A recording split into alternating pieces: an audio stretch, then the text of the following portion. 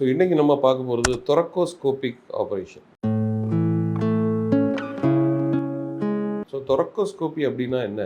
இந்த ஸ்கோபி என்று சொன்னாலே நம்ம ஒரு லென்ஸ், ராட் லென்ஸ் சிஸ்டம் வழியாக அதை உள்ளே வந்து பார்ப்பது என்று அர்த்தம். அதுதான் ஸ்கோபி என்று சொல்லுவோம். தோராக்ஸ்னா செஸ்ட். ஸோ நெஞ்சு பகுதியின் உள்ளே நம்ம ஒரு அந்த லென்ஸ் சிஸ்டம் வழியாக ஒரு கேமராவை பொருத்தி உள்ளதை வந்து பார்த்து அதன் மூலம் சிகிச்சைகள், மேல் சிகிச்சைகள் செய்வது தான் இந்த தொரக்கோஸ்கோபிக் ஆப்ரேஷன் என்று சொல்லுவோம். ஸோ இந்த தொரக்கோஸ்கோபி பொறுத்தவரையில் என்ன மாதிரி நோய்களுக்கெல்லாம் இந்த தொரக்கோஸ்கோபி வந்து செய்ய முடியும்? ஸோ ஒன்று டயக்னோஸ்டிக் தொரக்கோஸ்கோபி, அதாவது சிலருக்கு நெஞ்சில் நீர்க்கட்டி ஏற்பட்டிருக்கும், இல்லை ஒரு கட்டி மாதிரி இருக்கும், நுரையீரலில் சில கட்டிகள் இருக்கும்.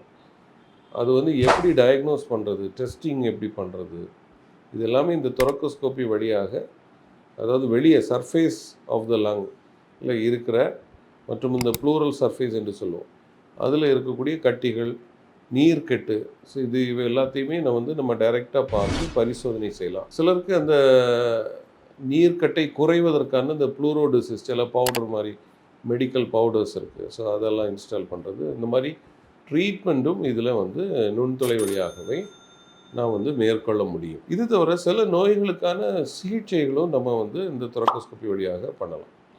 ஸோ இதில் வந்து உணவு குழாய்க்கான சிகிச்சைகள், அது பார்த்திங்கன்னா உணவு குழாய் கட்டிகளுக்கான, அதாவது புற்றுநோய் கட்டிகளுக்கான இந்த உணவு குழாயை அகற்றுவதற்கான சிகிச்சைகள், தொரக்கோஸ்கோபிக் ஈசோஃபேகெக்டமி என்று சொல்லுவோம், இது பண்ணலாம்.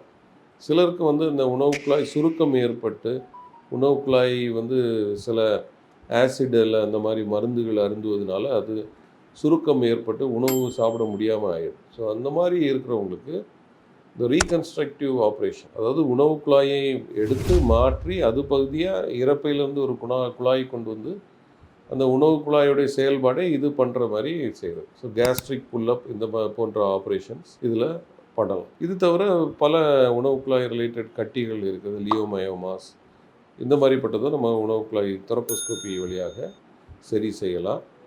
சிலருக்கு பிராங்கியல் ஃபிஸ்டுலாஸ் போன்ற நோய்களும், நுரையீரல் ஏற்படக்கூடிய கட்டிகள், நியூமோனெக்டமிஸ், லோபெக்டமிஸ், ஸோ இந்த போன்ற ஆப்ரேஷன்ஸ் கூட நம்ம வந்து இந்த தொரக்கோஸ்கோபி மூலமாக செய்யும்.